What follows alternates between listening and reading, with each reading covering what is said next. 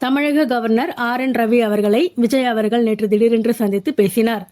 அப்போது அவர் தமிழ்நாட்டில் சட்டம் ஒழுங்கு, பெண்கள் பாதுகாப்பை உறுதி செய்ய வேண்டும் என்று கவர்னரிடம் மனு அளித்தார்.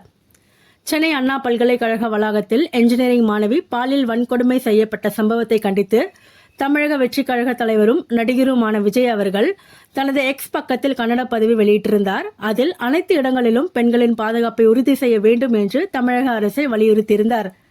இந்நிலையில் அவர் அன்பு தங்கைகளே என்று தனது கைப்பட கடிதம் ஒன்றை எழுதி நேற்று வெளியிட்டார். அதில் அவர் கூறியிருப்பதாவது: கல்வி வளாகம் முதற்கொண்டு ஒவ்வொரு நாளும் தமிழகத்தில் தாய்மார்கள், என் அருமை தங்கைகள், பெண் குழந்தைகள் என அனைத்து தரப்பு பெண்களுக்கும் எதிராக நடக்கும் சமூக அவலங்கள், சட்டம் ஒழுங்கு சீர்கேடு அவலங்கள், பாலியல் குற்றங்கள் என்று பல்வேறு வன்கொடுமைகளை கண்டு உங்கள் அண்ணனாக மன அழுத்தத்திற்கு வேதனைக்கும் ஆளாகிறேன்.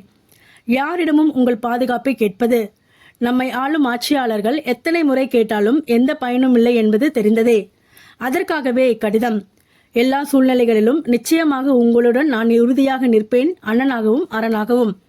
எனவே எதை பற்றியும் கவலை கொள்ளாமல் கல்வியில் கவனம் செலுத்துங்கள். பாதுகாப்பான தமிழகத்தை படித்தே தீருவோம். அதற்கான உத்தரவாதத்தை நாம் அனைவரும் இணைந்தே விரைவில் சாத்தியப்படுத்துவோம். உங்கள் அண்ணன் பிரியமுடன் விஜய் இவ்வாறு கூறியிருந்தார்.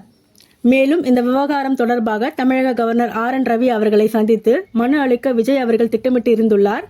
இதற்காக அவரது தரப்பில் சந்திக்க அனுமதி கேட்டு தமிழக வெற்றிக் கழகத்தின் பொதுச் செயலாளர் புசி ஆனந்த் கவர்னர் மாளிகையில் கடிதம் ஏற்கனவே அளித்திருந்தார். ஆனால் இது பற்றிய தகவல் வெளியே கசியவில்லை. இந்நிலையில் விஜய் அவர்கள் தன்னை சந்திப்பதற்கு கவர்னர் ஆர்.என். ரவி அவர்களை நேற்று மதியம் 1 மணிக்கு நேரம் ஒதுக்கினார். இது குறித்து விஜய் அவர்கள் கவர்னர் மாளிகையிலிருந்து தகவல் தெரிவிக்கப்பட்டது. இதைத் தொடர்ந்து விஜய் அவர்கள் நேற்று மதியம் 12:40 மணி அளவில் கவர்னர் மாளிகைக்கு சிறிய காரில் வருகை தந்தார். அவருடன் தமிழக வெற்றிக் கழகத்தின் பொதுச் செயலாளர் புசி ஆனந்த், பொருளாளர் வெங்கட்ராமன் ஆகியோரும் வந்திருந்தனர்.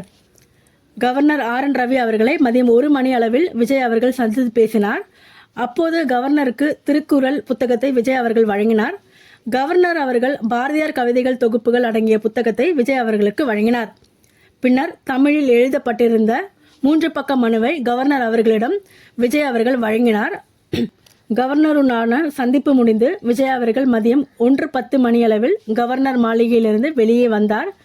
அப்போது 1வது நுழைவாயில் அருகே திரண்டிருந்த செய்தியாளர்களுக்கு அவர் பேட்டி அளிப்பார் என்று எதிர்பார்த்து காத்திருந்தனர். ஆனால் விஜய் அவர்கள் காரில் இருந்து இறங்கி கையை மட்டும் அசைத்துவிட்டு காரில் வேகமாக புறப்பட்டு சென்று விட்டார்.